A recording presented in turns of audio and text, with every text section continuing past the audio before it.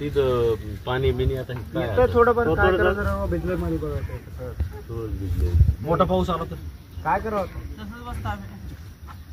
म्हणजे ह्याचं काय म्हणजे असं वाटत नाही का तुम्ही वाटतंय पण काय करावं.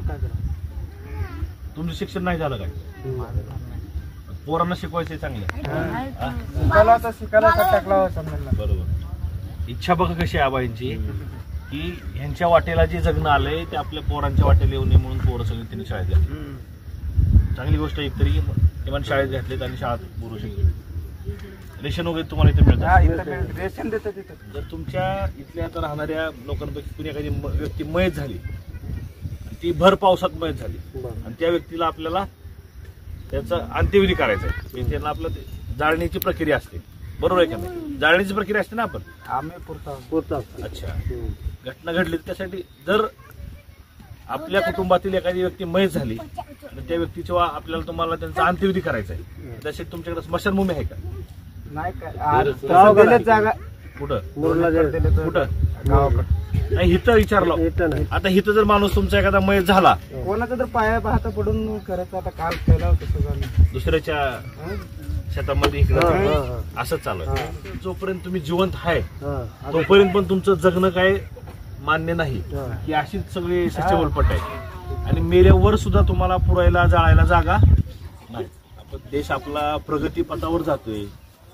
आपण अजून काही वर्षामध्ये महासत्ता होतोय. त्यांचं राजनीती चाललंय. आता आम्हाला फोन बघायला चर्चा होते जागतिक लेवलला, देश पातळीवरती. पण आपल्या म्हणजे अजूनही सर्वसामान्य देशातील माणसांचं हे काय जगणं आहे. खरं तर कधीतरी मंत्र्याची गाडी अशा भागात येईल का, त्यांचं हे दुखणं समजून घेईल का, हा म्हणजे हा प्रश्न. आता आम्ही आलो, तुमचं बोललो, किमान आम्ही काय सत्तेत नाहू, आम्ही राजकारणी सुद्धा नाहू. आम्ही उभारणार आहोत. आम्ही गोरगरिबासाठीच फिरायलो. काय करतो त्यांना कळायला लागते. वरचे तुमचा तालुका कोणता आहे? लातूर. तालुकाच लातूर जिल्हा. ग्रामीण. दाद मागायची कोणाकडे प्रश्न आहे. त्यांच्या गावातले लोक यांना दाद देणार नाही. घरकुल मिळणार, त्यांना कुठला हक्क मिळणार. तरी 8 दिवस जाऊ शकत नाही तो. आता समजा एखादा जिल्हाधिकारी म्हणेल किंवा एखादा आमदार खासदार म्हणेल की आमच्याकडे आले असते तर त्यांचे प्रश्न सोडवले असते, त्यांची अडचण मिटली. आमच्या गावात लय जणांना आले घरकुल, आम्हाला दिलं नाही. पण ह्यांनी हे माणसं साधीभोळी अडाणी माणसं आहेत. नेमकी दाद तरी कोणाकडे मागायची ह्याची सुद्धा माहिती यांना नाही. तुम्हाला घरकुल होते हे लातूरच्या कलेक्टर मॅडम होत्या. देतो म्हणते काय दिलं नाही मला. नाही देतील. ते कसं आहे की एकदमच आणून घरी कोणी देत नसतं. आपल्याला सर कागदोपत्रे समजा दिलं. Aadhaar card, PAN card, ration card, मतदार कार्ड आहे ते आधार कार्ड आहे.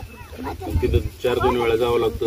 एवढे लोक चालता का धीरज देशमुखच्या घरी तुम्हाला घरकुल 15 दिवसात मंजूर करेल. त्याच्या दारातून उठायच नाही. नाही सर, येतं का आमच्यासोबत? आम्ही तुमच्या इथे येतो सर. कधी म्हणाल तुम्ही तिथे तुमचे अर्ज बिर्ज दाखल केले का? कधी मागणी केली? अर्ज मागणी केला. त्याचे काही पोच बीच आहेत का तुमच्याकडे? त्याचे काही पोच वगैरे आहेत का? बरेच वर्ष झालं का सर? 8-9 वर्ष झालं, काही 10 वर्ष झालं. पाणी पाहिजे का?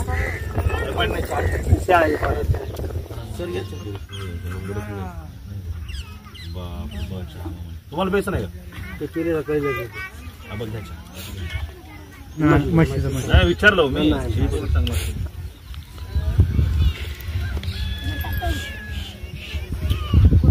काय भारी चहा बनवले बघा.